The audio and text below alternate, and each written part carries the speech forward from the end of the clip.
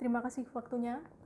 Di sini saya sebagai government with akan menyampaikan sanggahan-sanggahan saya terhadap argumen yang sudah disampaikan dari tim oposisi.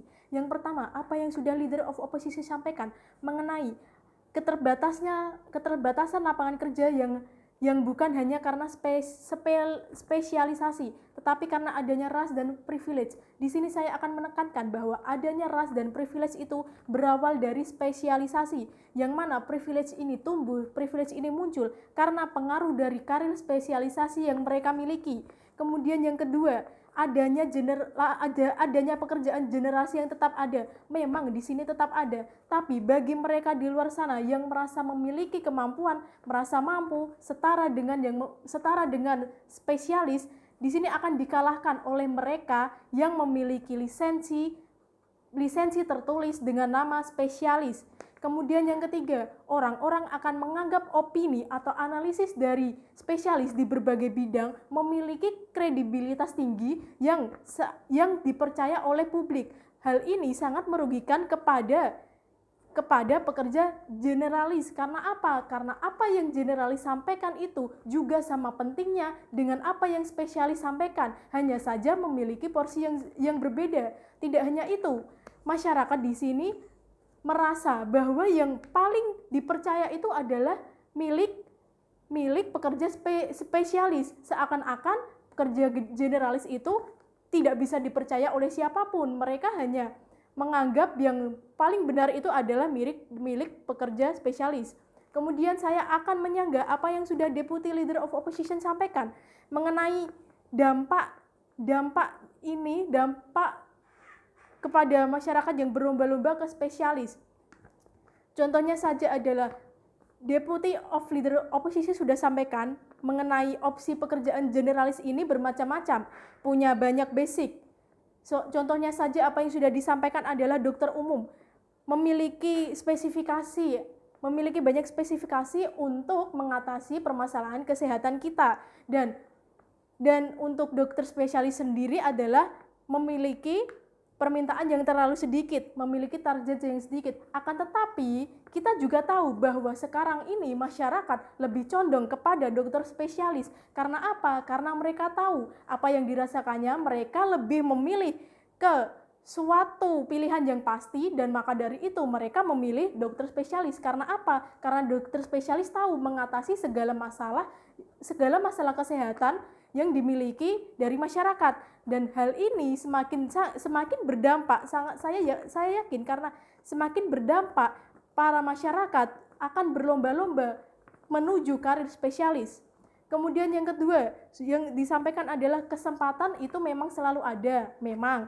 Akan tetapi bagi kesempatan orang-orang di luar sana, kesempatan belajar di luar dunia perkuliahan itu tetap akan dikalahkan dengan yang namanya lisensi tertulis spesialis. Karena apa? Banyak di luar sana orang-orang yang belum memiliki lisensi spesialis tersebut tidak dianggap. Mereka hanya melihat skill itu ditentukan dari lisensi tertulis, yaitu lisensi spesialis. Kemudian di sini saya akan tekankan kembali mengapa saya sangat menyesalkan glorifikasi ini terjadi, apalagi pada karir spesialis. Yang pertama adalah glorifikasi ini sangat problematik. Karena apa? Karena adanya glorifikasi ini, spesifikasi dari spesialis hanya dilakukan oleh orang-orang privilege yang memiliki pendidikan khusus, yang mana pendidikan khusus ini harus memiliki dana lebih agar bisa menyelesaikan pendidikan tersebut. Dan hal ini tidak semua orang memiliki dana lebih untuk melanjutkan pendidikan khusus tersebut agar memiliki gelar spesialis. Kemudian dalam dunia kerja, di mana spesifikasi ini hanya tertentu saja, stuck pada satu skill saja, dan ini tidak bisa mengembangkan karir pada spesialisasi tersebut.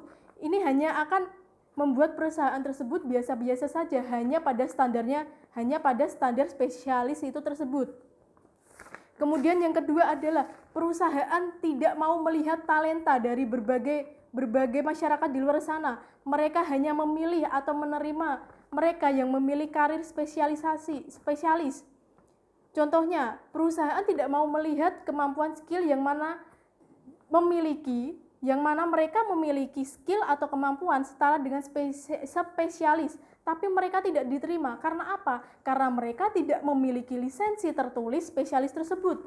Kemudian apa yang sudah disampaikan oleh rekan saya dari Member of Deputy Government, di mana spesialis memiliki beberapa kelebihan dan kekurangan masing-masing, dengan kelebihan meningkatkan keahlian lebih dalam suatu bidang, menyelesaikan masalahnya itu bisa cepat, kemudian merampingkan proses kerja, dan di sisi lain juga memiliki kelemahan, yang mana yang pertama, pilihan karir sangat sempit.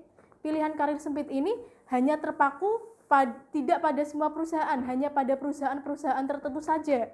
Kemudian kemampuan terbatas di satu bidang, spesialis ini tidak bisa, sulit untuk belajar hal yang baru di luar sana, apalagi di era sekarang ini yang mana mengalami era transisi, yang mana diharuskan semua orang dituntut untuk belajar hal baru dalam hal manusia, data, teknologi, atau segala aspek, yang mana karir spesialis ini sendiri perlu belajar lagi. Karena apa? Karena mereka tidak mampu memiliki multitasking yang bagus. Dan hal ini mengapa tidak perlu adanya glorifikasi pada karir spesialis tersebut. Karena apa? Karena karir spesialis tersebut ini mereka hanya berfokus pada satu bidang, yang padahal nantinya di era transisi ini mereka harus lebih bisa leluasa lagi, lebih bisa belajar lagi di banyak hal tersebut. Dan mereka tidak mampu memiliki multitasking yang baik. Dan hal ini mengapa jangan terlalu mengglorifikasi adanya karir spesialis. Karena apa? Karena karir generalis juga sangat diperlukan di era sekarang ini. Sekian argumentasi dari saya, terima kasih.